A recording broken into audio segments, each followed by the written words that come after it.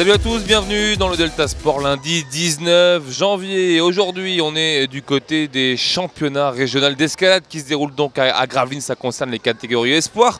On reviendra sur cet événement phare pour l'association de Gravelines Grimpe avec son président. Ce sera tout à l'heure dans l'émission. D'ici là, pour connaître l'actualité et tout ce qui va se passer dans le Delta Sport aujourd'hui, voici le sommaire.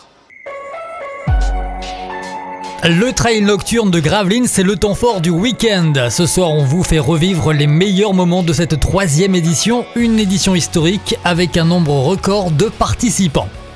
En handball, c'était la reprise pour l'USG, un derby pour débuter l'année à Ronchin, l'occasion de commencer l'année 2015 comme elle avait terminé par une victoire. On parlera également du basket avec un gros plan sur la saison de National 3 du GBF et du BCMGG, deux équipes qui connaissent une saison quasi identique, bien au chaud en haut de classement. Pas de match de foot cette semaine à cause du temps et des terrains impraticables et pourtant on a peut-être trouvé la solution avec les terrains synthétiques qui commencent à se multiplier. Les clubs du Sivom ne sont pas en reste, reportage en fin d'émission. Alors on débute l'émission avec l'événement du week-end, c'est le trail nocturne de Gravelines, la 3e édition de ce trail organisé par Gravelines Triathlon, une édition marquée par un record, 750 participants sur l'édition de ce week-end et un plateau très relevé, vous allez le voir notamment sur la course du 20 km retour en images sur cette édition.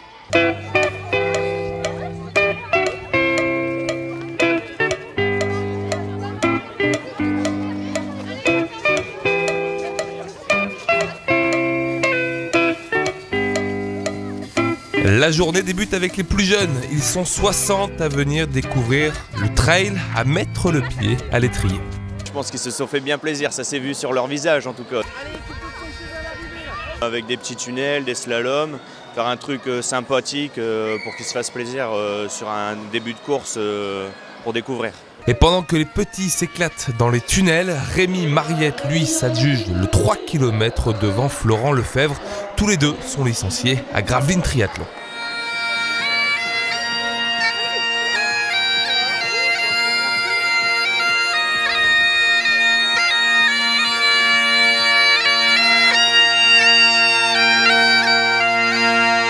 La cornemuse résonne, les participants du 10 et du 20 km se préparent.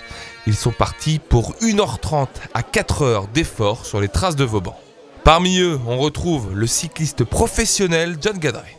Avant de reprendre une longue saison routière de vélo, je suis venu en famille avec des amis bien sûr. Donc c'est vraiment pour prendre du plaisir ce soir.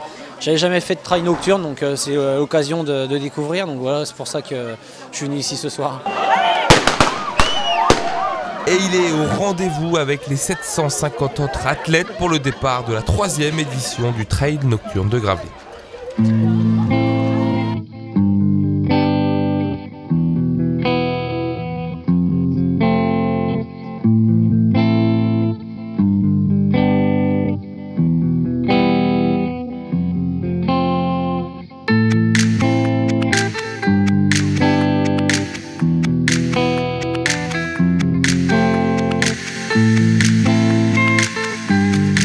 La pluie et la boue sont au rendez-vous, piégeant parfois quelques concurrents.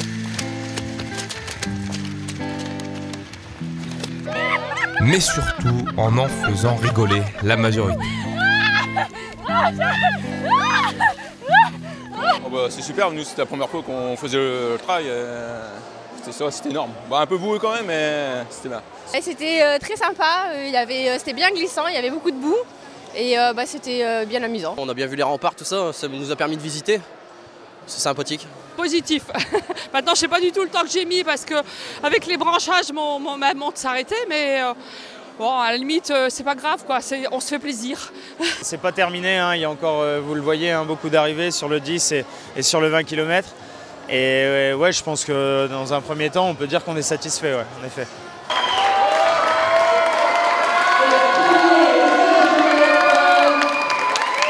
Au bout de la nuit, sur les 20 km, c'est le Gravelinois Ludovic Loridan qui franchit la ligne d'arrivée, le premier en 1h38, une énorme performance. J'adore, en plus, moi je suis de courir à Gravelines, le club de Jacques. Donc c'est important pour moi de faire des performances à la maison. J'avais gagné le 10 l'année dernière, je m'étais mis en tête d'essayer de faire quelque chose sur le 20, j'arrive à gagner aujourd'hui, c'est super, quoi. Quand on part au départ à 3, on se trompe de chemin, au 3e kilo je crois, donc on doit faire un effort pour reprendre la tête de course. Ensuite il y a un de nous trois qui va, je sais pas comment il s'appelle, il part un peu en tête. On est deux à le suivre, on le reprend sur la plage.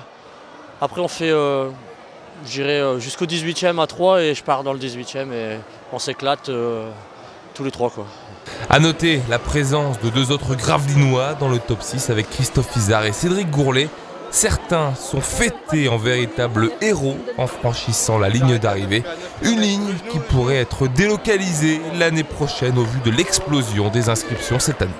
On attache, je pense, notre capacité d'accueil ici à la salle Maurice Bonne. Il va falloir qu'on envisage pour les années futures, si on veut continuer à se développer sur cet axe, il va falloir tâcher de trouver un autre site d'accueil. On voit difficilement une salle capable de nous accueillir autre que celle de Sportica. Là, un terrain de handball devient limite, donc il va falloir passer au minimum au double, quoi. Tant mieux, tant mieux, tant mieux. C'est du boulot en plus, mais c'est une satisfaction supplémentaire si on a plus de concurrents, bien entendu. Sportica ou non, la réponse devrait tomber très rapidement pour un événement qui a désormais trouvé sa date. Et pourquoi pas donc voir la 4e édition du côté de Sportica si les inscriptions sont encore plus nombreuses l'année prochaine. Nous on passe au handball, c'était la reprise pour les hommes de David Darras en National 2. La bande à Grégory Pierre se déplaçait du côté de Ronchin pour continuer sur sa bonne lancée et ouvrir l'année 2015 par une victoire. La réponse en images, Michel Vière, Bernard Duda. Pour sa reprise, l'USG fait fort en gagnant au stade Mélantois.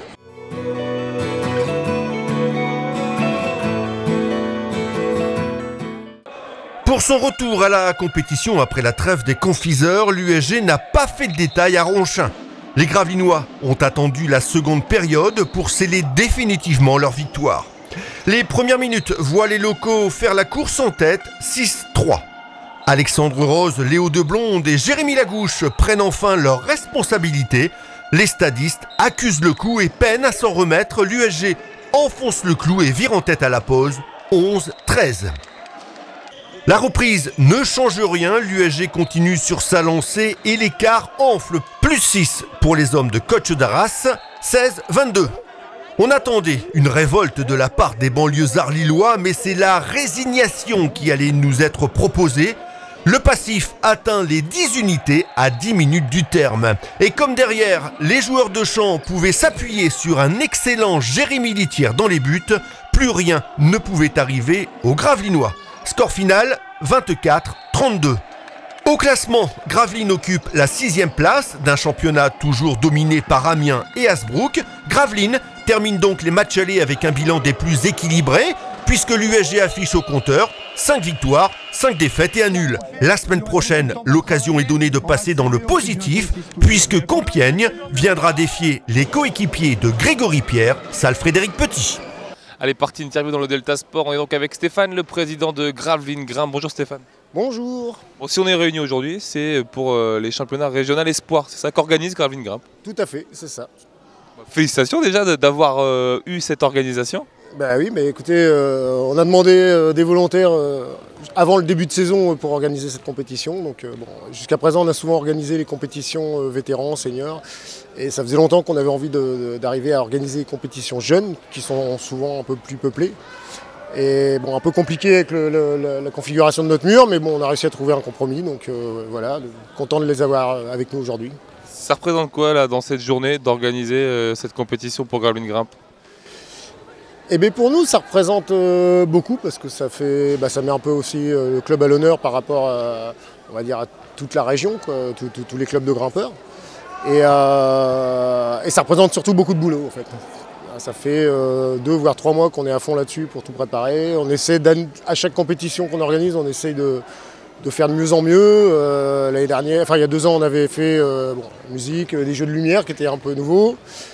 Cette année, on a rajouté la vidéo en direct pour que les gens, justement, vu comment est fait le mur, c'est un peu difficile des fois de voir les fins de voix pour le public. Donc, on a mis en place, avec l'aide de nos bénévoles qui travaillent dans le milieu, on a réussi à mettre en place des systèmes de caméras et des diffuseurs. Alors on diffuse dans la salle et on diffuse aussi dans le clubhouse pour que les gens qui se restaurent puissent suivre aussi la compétition. Donc voilà, à chaque fois on essaie de monter un peu le niveau pour rendre la compétition plus conviviale. Mais tout ça, ça représente énormément de boulot et de fatigue d'ailleurs. Vous arrivez à être impressionné là par c'est quoi des cadets minimes qui sont là aujourd'hui, impressionnés par le niveau qu'ils ont peut-être aujourd'hui déjà supérieur à ceux d'il y a quelques années? Oui, c'est toujours impressionnant parce que forcément en tant que pratiquant, pas depuis des années en plus, mais en tant que pratiquant, je connais la difficulté et c'est toujours hallucinant de voir les difficultés de voie qu'on ouvre pour les compétitions et de voir des jeunes comme ça qui grimpent depuis pas beaucoup plus longtemps que moi, on va dire. Et bon, ils sont pleins d'énergie par rapport à moi, mais c'est vrai que c'est toujours impressionnant de les voir évoluer sur des voies comme ça où quand on pratique, on se rend compte un peu de la difficulté vraiment physique et technique. Et c'est vrai que plus les générations passent, plus on s'aperçoit que le niveau grimpe de plus en plus, quoi. Donc vous êtes présent logistiquement pour le club, il y a également une présence sur le mur pour des adhérents du club? Oui, il y a énormément d'adhérents, bénévoles, d'encadrants qui participent justement sur l'organisation de la compétition, que ce soit au niveau logistique, au niveau création, ouverture des voies, démontage, puisque à chaque compétition il faut démonter tout ce qui est sur le mur, tout nettoyer et après rouvrir les nouvelles voies. Donc ça demande beaucoup de monde. Donc oui, effectivement, ça a mobilisé énormément de gens depuis, je vous dis, 2-3 mois où tout le monde se donne à fond parce que c'est notre événement de l'année et on aime bien que les gens repartent d'ici avec le sourire et contents de la journée, quoi. C'est le cas? Ça a l'air d'être le cas pour l'instant, oui, à part quelques soucis techniques au démarrage ce matin, toujours liés à l'informatique comme toujours, de toute façon, hein, voilà, mais bon, ça va. On est parti avec 1 heure de retard, on a réussi à avoir une demi-heure d'avance, donc on s'est pas trop mal débrouillé quand même. Allez, en basket, le BCM joue ce soir contre Strasbourg, un match important. L'équation est simple pour les hommes de Christian Monchot, une victoire et le BCM s'envole pour la Leaders Cup, sinon ce sera Le Havre. Le match est à suivre à partir de 20h45 sur les ondes de Delta FM avec Michel Viard et Yann Milois. BCM Strasbourg. Tiens, Yann Milois, on va en parler avec son équipe de l'UBGS justement, puisque les unionistes ont été gagnés en Alsace, une victoire importante, la deuxième de suite en 2015 après celle de Lille la semaine dernière, une victoire 65-88. Nous, on s'intéresse maintenant à la N3. Le GBF et le BCMGG font une saison très correcte dans cette N3 qu'ils découvrent tous les deux. On a été les rencontrer en ce début d'année. Reportage Vincent Vieillard, Cédric Alloy. La N3 réussit décidément aux Gravelinois, tous les deux promus cette saison, le BCMGG et le GBF trustent le haut du tableau.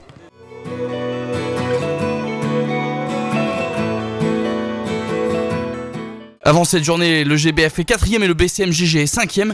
Et ce week-end, les deux clubs avaient rendez-vous avec leur public pour la première fois en 2015. Samedi tout d'abord, c'était les hommes de Guirigné qui jouaient à Sportica. Et cette rencontre a été tendue tout du long. Mais au final, la victoire sourit au GG 75-74. C'est sûr qu'on a été la chercher parce qu'avec 2 joueurs déjà à 5 fautes, dont 3 aussi à 4 fautes, c'est sûr qu'on a été la chercher jusqu'au bout celle-là. Et je sais que beaucoup d'équipes nous craignent sur ça parce qu'on lâche rien, on va la chercher jusqu'au bout à chaque fois. Dimanche à la salle Norbert Merlin, c'était au tour du GBF de s'illustrer à domicile. Et sans surprise, les filles de Stéphane Dupin ont dominé de bout en bout la rencontre. Malgré un petit trou d'air, la victoire est là, 64-59 face à Wascal. Soulagement pour le coach. Ouais, surtout après la défaite sur le fil au buzzer la semaine dernière. Là, c'était un concurrent direct pour le maintien. Il fallait vraiment qu'on domine. On a fait vraiment une très grosse première mi-temps et je suis vraiment fier de notre première mi-temps. Bon, maintenant, on a toujours ce passage à vide à un moment dans le match. Là, on l'a eu dans le 3e quart-temps, manque de lucidité en fin de match. Mais bon, l'essentiel, c'était la victoire aujourd'hui, c'est ce que je vais retenir. Grâce à ces 2 victoires, les 2 clubs s'approchent encore un peu plus d'un maintien plus qu'honorable pour 2 promus. Cette première partie de saison fait du bien aux 2 effectifs gravelinois. C'est sûr, avec cette victoire aujourd'hui, on est à 8 victoires, 6 défaites. Pour un promu, c'est plutôt pas mal. Donc c'est sûr qu'on peut que être satisfait de cette saison pour le moment. Il faut en mettre 4 derrière pour être sûr d'être maintenu. Là, avec cette victoire-là, on les met à 3 points derrière plus ce point average. Donc il faudrait qu'ils gagnent 4 fois de plus que nous pour passer devant. Donc voilà, on sait qu'il y en a 3 derrière. Il faut encore en chercher un. C'est sûr, on prend du plaisir parce qu'on est une bande de potes à la base. Moi, je suis arrivé cette année, mais ils se connaissaient déjà tous à la base. Et j'ai su m'intégrer directement et c'est plutôt pas mal. On sait que le match 1, ça sera 11 victoires. On en est à 8. Il reste 8 matchs. Il faut encore gagner 3 pour vraiment être sûr de notre coup. Voilà, on se prépare et on sait qu'on a encore 2 grosses échéances dans 15 jours et dans 3 semaines ici à domicile. Et il faut qu'on assure. Bon, on manque encore un peu de maturité.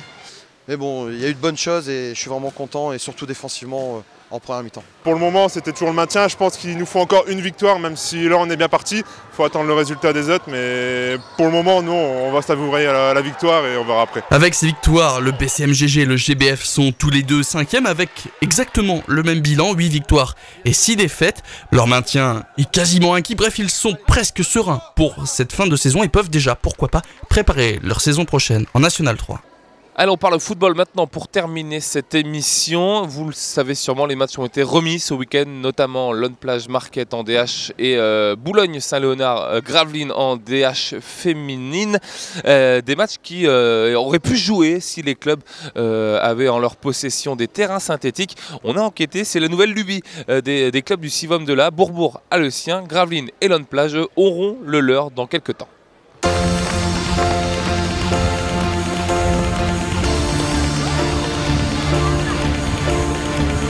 Bourbourg, mercredi de football pour les enfants du Sporting et ça se déroule sur un vrai billard. L'entraînement se fait désormais sur un terrain synthétique, une nouveauté depuis août dernier. Maintenant en fait on utilise le terrain synthétique tout le temps. Ça permet au terrain donc en verre de ne pas être abîmé et ça permet aussi de récupérer des enfants qui ne venaient pas au club. C'est devenu indispensable. En fait, on s'en rend compte aussi cet hiver. Les hivers derniers, on allait en salle. Les enfants, sur 1 heure de temps, pratiquaient le foot 10 minutes, un quart d'heure, puisqu'il y avait trop d'enfants dans la salle. Là, on a l'espace pour nous et tout le monde est en train de courir. Et pendant 1 heure, les enfants sont vraiment en activité. Le synthétique est devenu une lubie pour les clubs du Sivom de la. Après Bourbourg, Gravelines et Lone Plage vont également mettre la main à la pâte. Ça devient une obligation. Si on veut évoluer à un certain niveau, ça permet de faire plus d'entraînement et d'avoir des joueurs plus compétitifs et plus d'entraînement. Et aussi, pour les jeunes, c'est plus valorisant parce que les jeunes adorent ça, quoi. Là, il y a quand même 2 clubs, maintenant il n'y en a plus qu'un en L1 qui est Lorient. Il y avait Nancy la saison dernière. C'est ces terrains-là qu'on va retrouver chez nous. Donc c'est ça les dernières générations. C'est-à-dire que là, nous on n'aura plus d'excuses, quoi. Il n'y aura plus d'arrêtés municipaux à Lone Plage vu qu'on aura ce terrain synthétique à côté. On est toujours dans de bonnes conditions, c'est-à-dire qu'il n'y a pas de boue, il n'y a pas ci, il n'y a pas là, donc c'est vachement agréable. Et techniquement, pour les joueurs, c'est un plus, quoi. Tu sais, tu deviens techniquement, tu t'améliores, quoi. Gravelines devrait voir son terrain livré en août 2015. Pour Lone Plage, il faudra attendre un peu plus longtemps. Les travaux débuteront fin 2015. Celui de Gravelines remplacera le terrain rouge. À Lone, 2 terrains, un pour le foot à 11, l'autre pour le foot à 8, verront le jour à la place du tir à l'arc vertical, des terrains de dernière génération. On aura 2 terrains et demi pour s'entraîner, donc là on n'aura plus aucune excuse, on dira, pour progresser encore pour nos jeunes, quoi. Ça va être un synthé qui va être fermé. Ce qui veut dire, c'est qu'il va être pour la grande partie pour le club et également pour les écoles. Parce que le but aussi, c'est que les écoles puissent en profiter. Et avec ce terrain, Bourbourg attire pour son tournoi international U13 pour l'édition 2015. Cette année, donc, une équipe brésilienne devrait être présente. Gravelines aura également son tournoi, un tournoi féminin. Comme quoi, le synthétique commence à révolutionner le football amateur. Voilà, c'est là-dessus que se clôture le Delta Sport pour aujourd'hui. Vous avez rendez-vous avec Michel Viard jeudi pour les Delta Sport, hein, Jada. Le match ce soir, n'oubliez pas, BCM face à Strasbourg à 20h45 à suivre en direct et en intégralité sur Delta FM. Nous, on se retrouve la semaine prochaine, lundi prochain pour un nouveau Delta Sport. D'ici là, passez une excellente semaine. Salut.